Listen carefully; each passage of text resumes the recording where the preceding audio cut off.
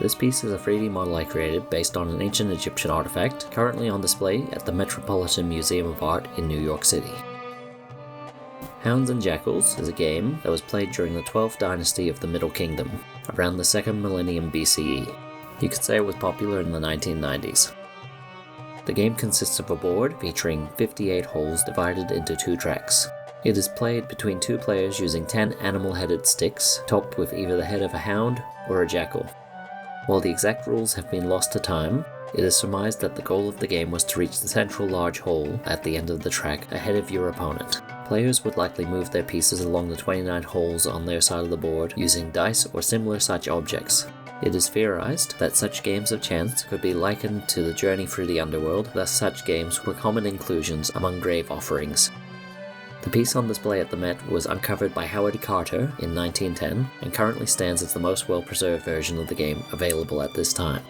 Upwards of 60 versions of the game have been unearthed from dig sites across wide areas spreading out from Egypt, including sites in the Levant, the Mediterranean, and Mesopotamia. The game shares many similarities with other popular games from the time, such as Senet or the Royal Game of Ur. Hounds and Jackals also made an on-screen appearance in Cecil B. DeMille's 10 Commandments in 1956. When it came time to make my model, I started by bringing in reference images before sculpting each asset in 3D. The titular Hounds and Jackals required careful planning and many repetitions of live surface crafting in Maya to get the look right. Once the head of each animal was created, it wasn't that difficult to extend the neck portion out into a stick in order to form the playing piece. The jackal pieces ended up with a total of 1,086 polys, while the less detailed hounds came in at roughly 492 faces. Each model was smoothed and subdivided while keeping the poly count as low as possible.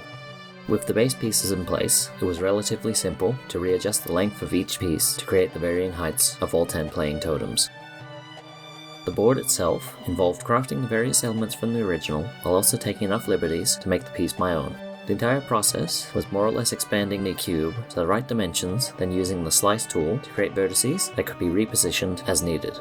The completed game board comes in at around 8,500 polys.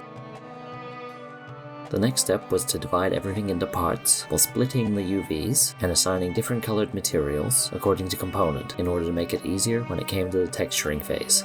With everything in place, I went ahead and created high poly versions of each model. By smoothing and subdividing several times, I was able to expand the level of detail for each model by a lot.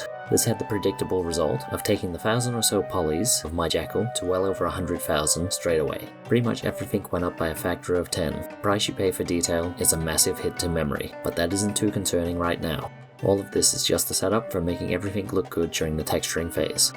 Once everything was ready, I exported both versions out as FBX, while ensuring everything maintained the same names and position data relative to the high and low poly versions. I made sure to name the files consistently with an _high added to the high definition versions.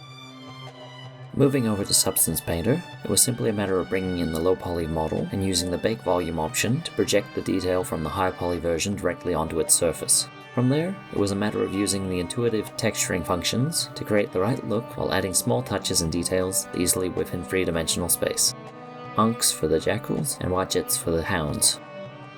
For the dice, I decided to make mine similar to the thrown sticks found alongside Senet games, available in 2 versions, charred and ivory.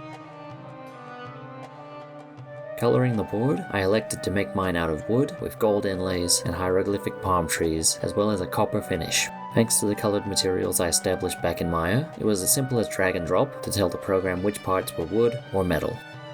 The most difficult part was creating paintbrush assets for each of the many hieroglyphs across its surface.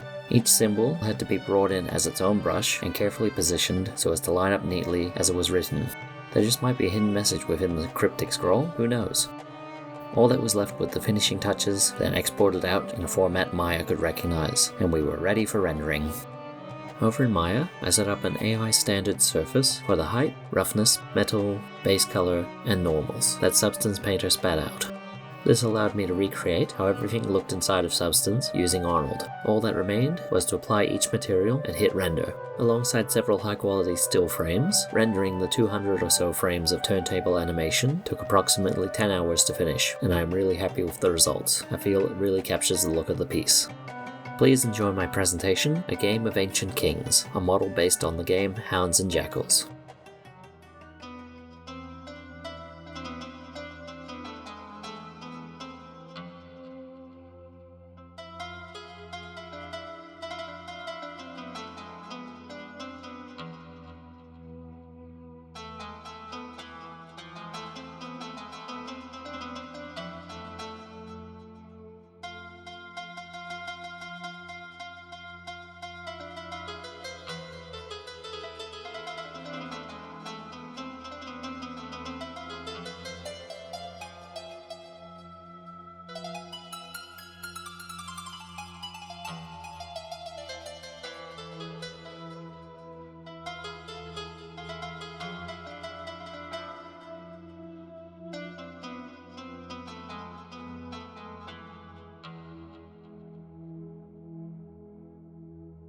And that's it for this video.